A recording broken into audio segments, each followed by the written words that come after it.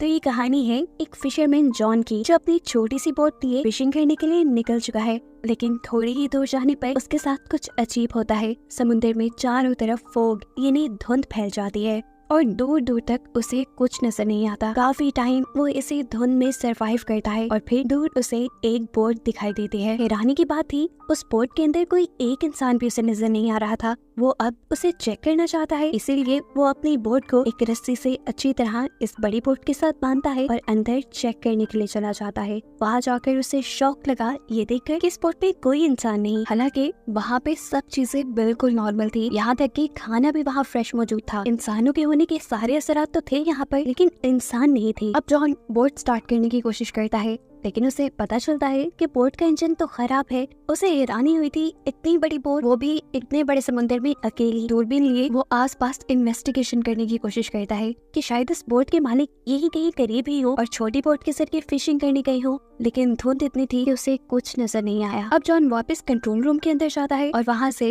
Radio messenger on करके headquarter में message देता है कि ये एक बोट यहाँ समुद्र में फंसी हुई है, अगर कोई मुझे सुन रहा है तो प्लीज मुझे जवाब दे। ये सब करने के बाद उसने फैसला कर लिया था कि वो तो अपनी ही बोट में जाएगा। और जैसे ही वो ऊपर आया तो ये देखकर हैरान हो गया कि उसकी बोट वहाँ से गायब हो चुकी थी। हालांकि उसने बोट को अच्छी तरीके से बांधा भी था। उसकी अपनी बोट के गायब होते ही एक और अजीब काम उसके साथ ये हुआ कि यहाँ से सारी धुंध भी हट गई, आसमान बिल्कुल साफ हो गया। दोपहर का वक्त था, वो अब इसी शिप में वापस आ गया। अब क्योंकि वो खुद इस बोट में फंस चुका था, इसलिए वो मैप के जरिए अपना रास्ता ढूंढने की कोशिश करता है और ये पता चलाने की कोशिश करता है कि अब वो है कहाँ और उसे अपने घर वापस जाने के लिए कौन सा रास्ता लेना होगा। मसला एक और भी था ना, इस बोट का इंजन भी खराब था। अगर उसे अपनी जान बचानी थी तो किसी तरह इस बोट को चलाना था। वो अब इंजन ठीक करने की कोशिशों में लग जाता है। इसी बोट से टूल बॉक्स ढूंढता है और थोड़ी ही देर की कोशिश के बाद वो इसके इंजन को ठीक करने में कामयाब हो भी गया। ये उसके लिए बहुत बड़ी अचीवमेंट थी। अब बोट काम कर रही थी, वो इस बोट को कहीं भी ले जा सकता था, लेकिन रास्ता तो समझ आए, इसलिए वो दोबारा कंट्रोल रूम से कांटेक्ट करता है, लेकिन कोई भी उसे जवाब नहीं देता।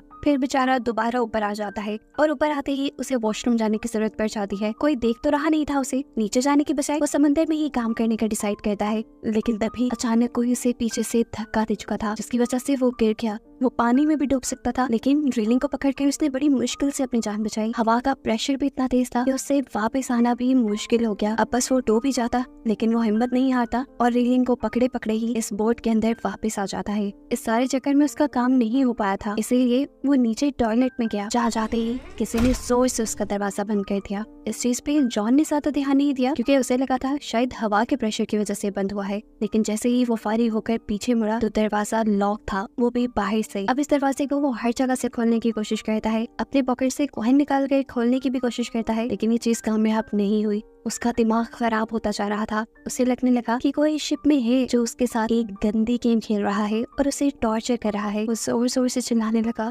प्लीज जो भी हो खोल दो ये दरवाजा, मैं यहाँ किसी चोरी के मकसद से नहीं आया था, मेरा यकीन मानो, मैं तो सिर्फ चेक करने आया था। उसका इतना सब कुछ कहने के बावजूद भी किसी ने उसकी बात का कोई जवाब नहीं दिया। अब उसे जो भी करना था खुद ही करना था। वो यहाँ कैबिन खोलता है तो एक शॉकिंग चीज उसे ये दिखाई देती है कि कैबिन के अंदर खून लगा था।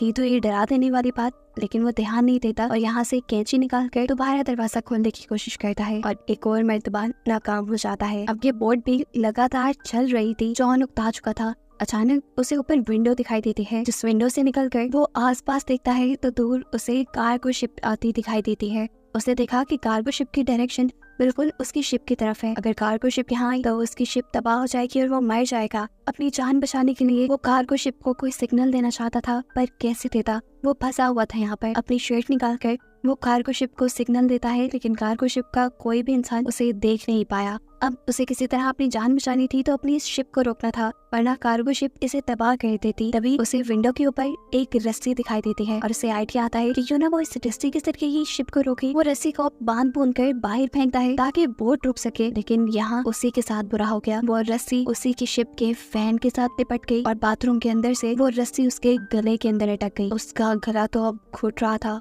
वो मर जाता, लेकिन वो बड़ी मुश्किल से किसी और टूल के जरिए इस रस्सी से अपनी गर्दन छुड़वाता है। गर्दन पूरी लाल हो गई थी, वो मरने ही वाला था लेकिन बच गया। खैर, रस्सी के फैन में लिपटने की वजह से ये शिप तो रुक गई थी, लेकिन ये फिर भी काफी नहीं था। कार्गो शिप फिर भी उसकी शिप से टकरा जाती है, जिसकी वजह से उसकी शिप को बहुत बुरा झटका लगता है और वो भी यहाँ गिर कर बेहोश हो जाता है। उसके सर पे अब चोट भी आ गई थी। जॉन को जब होश आया तो उसने देखा कि अब बाथरूम में पानी भर रहा था और हैरानी की बात थी, ये समुंदर का पानी नहीं था बल्कि साफ पानी था। यानी कोई तो था जो उसे डराने की, उसे मारने की कोशिश कर रहा था। वो एक और मर्तबा भीख मांगता है, जो भी हो प्लीज छोड़ दो मुझे, लेकिन कोई उसकी सुन ही नहीं रहा था। उसे भूख और प्यास भी लगी थी, उसकी ताकत भी कम हो गई थी। पानी पीने के लिए वो वॉशरूम का ही शॉवर यूज करता है तो देखता है कि पानी खत्म हो चुका था। नाचार वो जब फर्श से पानी उठाकर पीने लगता है तो उसे पता चला कि अब ये पानी नमकीन था, ये समुद्र का पानी था। और ऐसे वो जान गया कि उसकी बोट के अंदर कोई होल हो गया है, कोई सुराख हो गया है, जिससे समुद्र का पानी बोट के अंदर आ रहा है और अब जल्दी ये बोट डूब जाएगी। वो दोबारा कोशिश करता है इस दरवाजे को खोलने की, लेकिन ऐसा लग रहा था कि किसी ने दरवाजा बाहर से बंद किया हुआ है। रात भी हो चुकी थी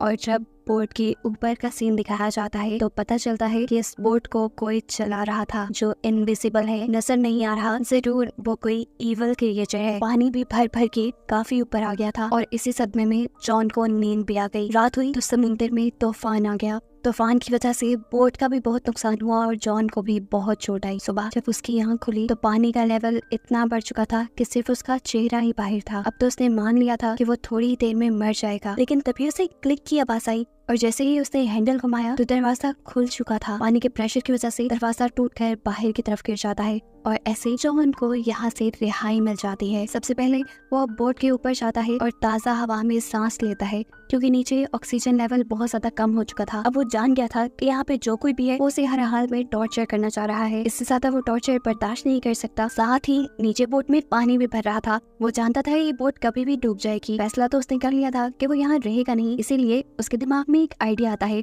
वो इसी शिप से एयर बैग्स लेता है और नीचे जो अभी बाथरूम का दरवाजा टूटा था वो लेकर उन सारी चीजों को आपस में बांध कर अपने लिए एक छोटी सी राफ्ट बनाता है ताकि वो इसके जरिए यहाँ से भाग सके। लेकिन कुछ और चीजें भी तो जरूरी थी। वो इस राफ्ट को चलाता कैसे? सारी चीजों का इंतजाम वो इसी बड़ी बोट से करता है। यहाँ तक कि खाने पीने की चीजें भी वो यहीं से लेता है और फिर इस बोट से उतर जाता है। फाइनली अब वो अपनी राफ्ट में आ गया था। जब वो चलाते चलाते वो बहुत ही मेहनत से आहिस्ता आहिस्ता आगे जा रहा था और ये बड़ी बोट उसके सामने ही खड़ी थी। घंटों गुजर जाते हैं, वो भी ज्यादा सफर तय नहीं कर पाता और देखता है कि वो बोट भी वैसे की वैसी ही खड़ी है जिसके बारे में उसे लग रहा था कि वो 5 से 10 मिनट में डूब जाएगी। अगर वो अभी तक नहीं डूबी तो इसका मतलब है कि वो डूबेगी नहीं। यही सोचते हुए उसके दिमाग में आइडिया आता है कि क्यों ना जाकर इसी बोट के लीकेज सिस्टम को ठीक कर दूं, ऐसे मैं भी आराम से उसी बोट में सफर कर पाऊंगा। यही सोचते हुए वो इस बोट पे वापस आता है। सबसे पहले बोट की लीकेज ठीक करता है और फिर एक पंप बनाता है जिससे कि बहुत ही आसानी से बोट में मौजूद सारा समुद्र का पानी समुद्र में वापस आ चुका था। लीकेज खत्म करने और पानी निकालने के बाद इस बोट में जितनी भी प्रॉब्लम्स थी उसने वो सारी प्रॉब्लम्स ठीक कर दी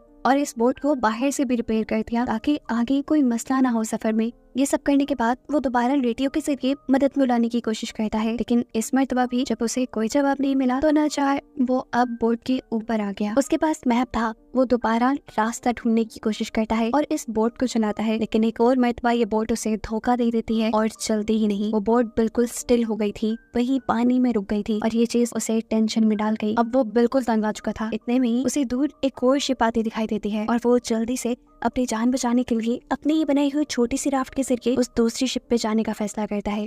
और जैसे ही वो अपनी राफ्ट लेकर उसके लिए निकलता है तो ये शिप खुद ब खुद चल जाती है और इतनी तेजी से उसका पीछा करने लगती है कि उसे लग रहा था कि ये शिप उसे कुचलकर मार ही देगी। वो अपनी स्पीड और बढ़ा देता है, लेकिन कोई फायदा नहीं था क्योंकि उस बड़ी शिप ने अपनी स्पीड और भी ज्यादा तेज कर ली थी। और इससे पहले कि अब ये शिप उसे टकरा जाती, वो अपनी राफ्ट के ऊपर से जंप कर देता है और तैरते हुए दूसरी बोट तक जाने का डिसाइड करता है। लेकिन इतने में वो दूसरी बोट जा चुकी थी और ये देखकर वो समझ गया कि इस बोट पे कुछ तो इविल है जो उसे अपने से दूर नहीं जाने दे रहा। उसने सोच लिया था कि चाहे वो पानी में मर जाएगा लेकिन उस बोट में नहीं जाएगा। शाम होने तक वो पानी में ही तैरता रहा, लेकिन अब पानी का टेम्परेचर बहुत ज्यादा गिर गया था। पानी बहुत ठंडा था और नीचे डॉल्फिन्स भी थी। अब सर्दी से बचने के लिए वो दोबारा बोट पे आ जाता है। तबीयत उसकी इतनी खराब हो गई थी कि उसने कुछ नहीं सोचा और जाकर ब्लैंकेट लेके रूम में सो गया। सुबह में जब उठा तो उसने दोबारा यहाँ से बाहर निकलने का फैसला किया, लेकिन अब उसके रूम का दरवाजा भी बंद हो गया था। वो बुरी तरह फ्रस्ट्रेट हो गया। उसके साथ ये हो क्या रहा था वो समझ ही नहीं पा रहा था। तभी उसे यहाँ पे एक छोटा सा कैबिन नजर आता है, जिसे खोलने पे उसने देखा कि ऊपर से एक रास्ता है, एक रोशनदान है जो खुल के वो यहाँ से बाहर जा सकता है। वो अब उस कैबिन के अंदर चला गया जो जगह बहुत छोटी थी। असल में वो एक स्टोरेज एरिया था। इस स्टोरेज एरिया के जरिए